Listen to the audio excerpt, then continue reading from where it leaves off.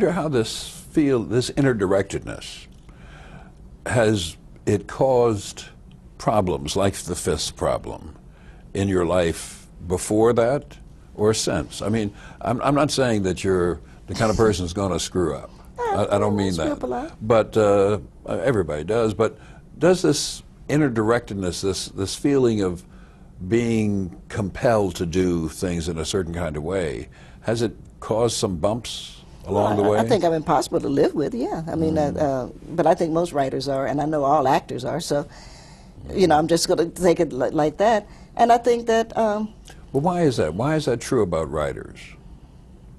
Because you have to have your space to think. Because it's a solitary It is a solitary profession. And what's lucky for people like me is that I'm in a solitary profession, but the other half of it is that I get to share to more people what I do in solitude. Are you in a solitary profession because you're a solitary person, or are you a solitary person and therefore sought a solitary career? I'm a baby in the family, so and we grew up poor. When Marvin Gaye said, "I come apart, baby." So I think being poor means really one thing, even though in the black community you consider middle class because you have a job, but we grew up poor. It means you have restricted space.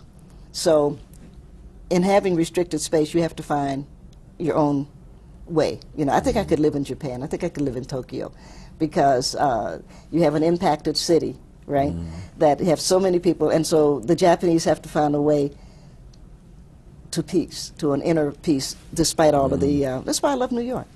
You know, because now I'm living in the country. But I think that, no, I don't think. I like to think. And I grew up with a lot of respiratory problems. Ultimately, I'm having, you know, I had a lung cancer. Right. And so if you're having colds and things like I was having, then you're home from school. And what do? You read. Right? You can look at TV. But I was also, and I don't know why, Julian, it seems to me like you have eyes and you're supposed to use them. And so the days that I was home, if I wasn't, you know, I was too sick to go to school, but not dying. And so I would do the ironing, or I would do the dusting, or, you know, you want to help your mother, or things like that. And it's not taking that much time. It still leaves you a lot of time to read. And we had always had a nice library. My mom did.